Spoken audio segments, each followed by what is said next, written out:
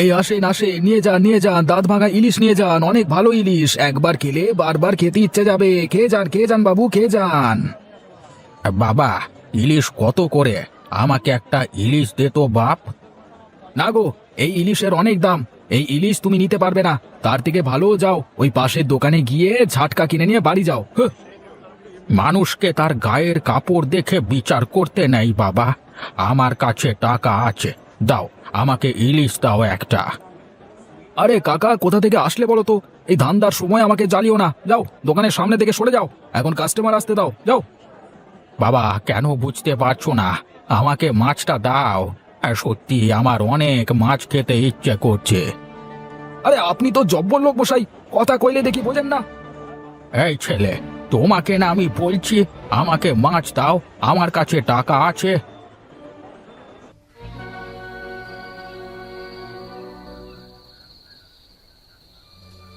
কি গো, কি হয়েছে তোমার?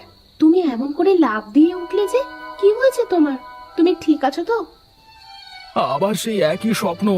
আমি আজ নিয়ে পরপর 3 দিন একই স্বপ্ন দেখলাম গো গিন্নি। কি যে হচ্ছে আমার সাথে?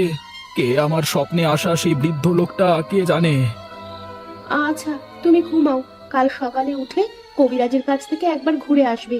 সে তোমার এই স্বপ্নের বর্ণনা দিতে পারবে। না গো, এখন আর ঘুমাবো না। ভোর হয়ে এসেছে, আমি নদীতে যাই মাছ ধরতে। গেলাম কেমন? সে কি গো, এখনো তো ভোরের আলোই ফোটেনি ভালো করে। এর মধ্যে কেন যাবে মাছ ধরতে? আরে আমি যেতে যেতে বেলা উঠে পড়বে, তুমি কোনো চিন্তা করো না গিন্নি। আমি গেলাম, তুমি দুয়ার লাগিয়ে দিও, হ্যাঁ। আচ্ছা ঠিক আছে, যাও তবে।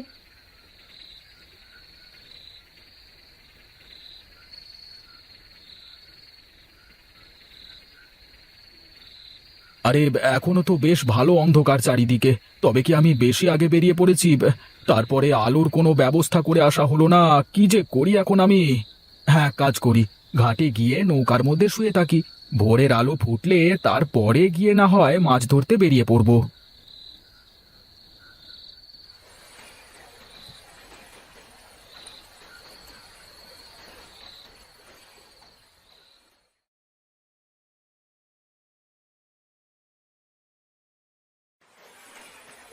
আরে কি, এই যে বেলা উঠে গেছে দেখছি। যাই যাই, আজকে গিয়ে মাছ ধরে নিয়ে আসি। আরে ও দাদা, আরে বাড়িতে না ঘুমিয়ে তুমি নৌকাতে ঘুমাচ্ছ? কারণ কি দাদা? ও কিছু না, আজ একটু অন্ধকার থাকতে থাকতে এসে পড়েছিলাম তো, তাই আর কি নৌকাতে ঘুমিয়ে গেছিলাম। ও আচ্ছা, তাহলে চলো গিয়ে আমরা একসাথে মাছ ধরি। হ্যাঁ হ্যাঁ, চল চল যাই।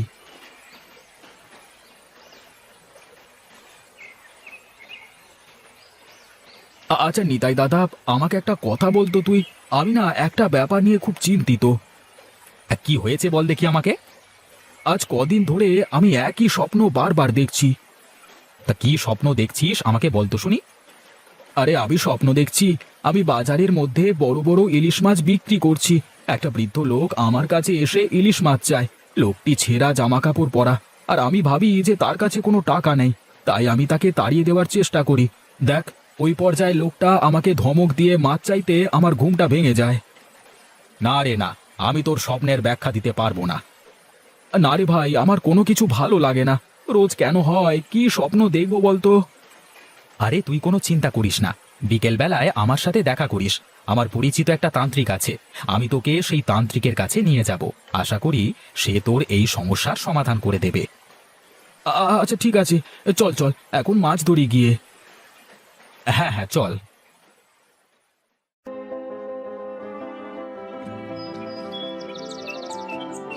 মা, আমি অনেক ক্ষুধার্ত। আজকে 2-3 দিন ধরে আমার পেটে একটা দানা পানি কিছুই পড়েনি। আমাকে যদি কটা খেতে দিতিস মা, তাহলে আমার বড়ই উপকার হতো। হ্যাঁ, আপনি বসুন, আমি আপনাকে খাবার এনে দিচ্ছি। তোকে অনেক অনেক ধন্যবাদ রে মা, তুই আমাকে বাঁচালি। তোকে দেওয়ার মতো আমার কাছে কিছুই নাই। তবে শোন, আমি তোকে একটা গুরুত্বপূর্ণ কথা বলে যাচ্ছি। তোর স্বামীর মাথার উপরে বিপদ ঘুরছে। যত তাড়াতাড়ি পারিস ফের একটা ফল বের কর। আপনি কি বলছেন বাবা? আমার স্বামীর ওপরে কিসের বিপদ? তোর শ্বশুরের কোনো একটা অপূর্ণ ইচ্ছে ছিল, যেটা পূরণ করতে পারেনি সে। তাই এখন তোরা তোদের শ্বশুরের সেই ইচ্ছা পূরণ কর। কি সেই ইচ্ছে যেটা আমাদের পূরণ করতে হবে? আমাদের বলুন না বাবা। আমাকে ক্ষমা করে দে মা, এর থেকে বেশি আমি বলতে পারবো না। সময় আসলে তোরা নিজে নিজেই টের পাবি। আপনি এসব কি বলছেন? আমি তো কিছুই বুঝতে পারছি না। সবকিছুই আমার মাথার ওপর দিয়ে যাচ্ছে। বুঝবি বুঝবি, সময় হলে সব বুঝবি। সতর্ক থাকিস, চোখ কান খোলা রাখিস। আমি এখন চলি রে মা, সাবধানে থাকিস। হ্যাঁ,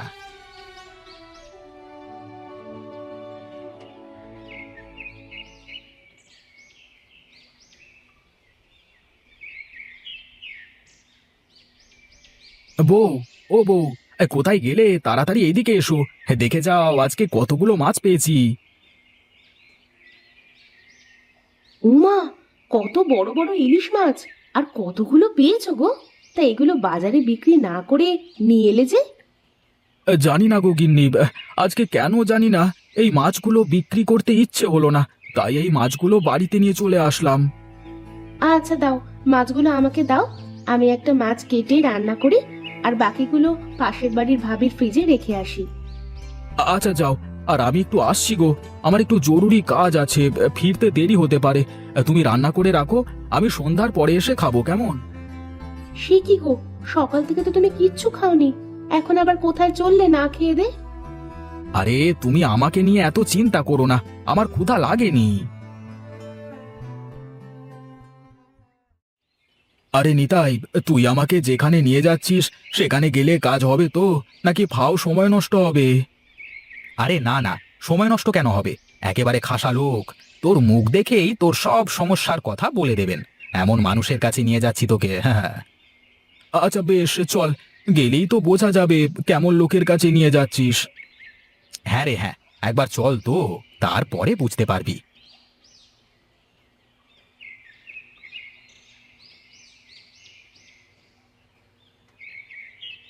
তান্ত্রিক মশাই, আমার বন্ধু খুব বিপদে পড়েছে, আমার বন্ধুকে আপনি বাঁচান।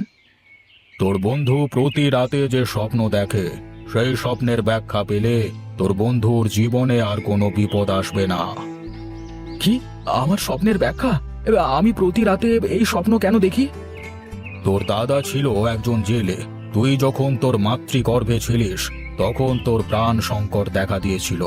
তাই তোর দাদা তার জীবনের আয়ু কম করে তোকে বাঁচানোর জন্য বিধাতার কাছে ঘোর তপস্যা করেছিলেন। আর তোর জন্মের পরে তোর জন্মবার্ষিকীতে সারা গাঁয়ের লোকেদের ইলিশ ভোজন করাতে চেয়েছিল। ও, আমি এবার সব বুঝতে পেরেছি। আমার জন্মের কিছুদিন পর আমার দাদা মারা যান, তাই সে তার দেওয়া কথা রাখতে পারেননি। তুই সঠিক আন্দাজ করেছিস।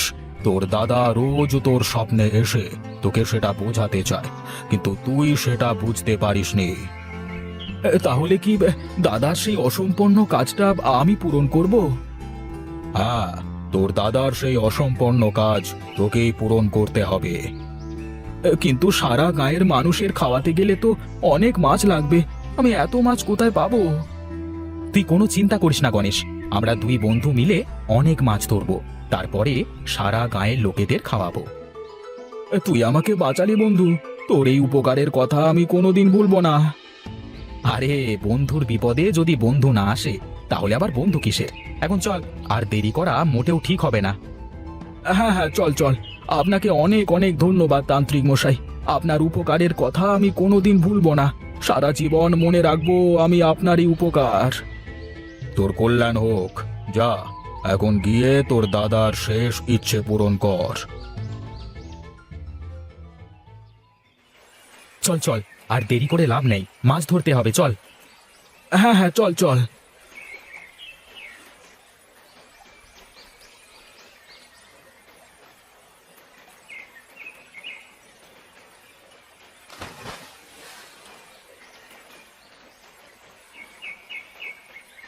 দেখ দেখ, আমার জালে কত বড় বড় আর কতগুলো ইলিশ উঠেছে। দেখ, আমার জালেও অনেকগুলো ইলিশ মাছ উঠেছে। আরে এভাবে যদি ইলিশ মাছ উঠতে থাকে তাহলে তো আমরা কালকে সারা গ্রামের মানুষকে দাওয়াত করে ইলিশ খাওয়াতে পারবো। তাই যেন হয় রে ভাই, তাই যেন হয়। আমার দাদার অসম্পূর্ণ কাজ যে করি হোক আমাকে পূরণ করতেই হবে। নে, এখন মাছ ধরা শুরু কর দেখি।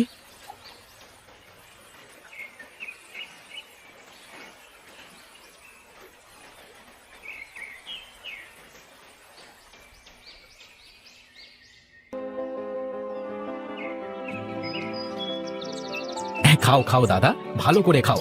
আর একটা মাছ দেবো নাকি তোমাকে? না রে বাবা, আমার লাগবে না। তোরা বেঁচে থাক বাবা, ওপরওয়ালা তোদেরকে দীর্ঘজীবী করুক। যাক, অবশেষে তোর দাদার অসম্পূর্ণ কাজ আমরা সম্পন্ন করতে পেরেছি। তোকে অনেক ধন্যবাদ। তুই না থাকলে এই কাজ আমি কখনোই করতে পারতাম না। হ্যাঁ হ্যাঁ, হয়েছে। আর এত প্রশংসায় পঞ্চমুখ হতে হবে না, চল বাড়িতে যাই। হ্যাঁ রে হ্যাঁ, চল চল।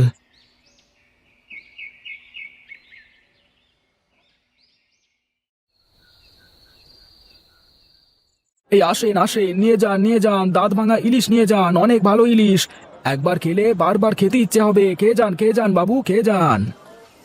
বাবা, ইলিশ মাছ কত করে? আমাকে একটা ইলিশ দে বাপ। আপনার কাছে ইলিশের দাম রাখবো না, আপনি একটা ইলিশ ফ্রিতে নিয়ে যান। বিধাতা তোমার মঙ্গল করুক বাবা।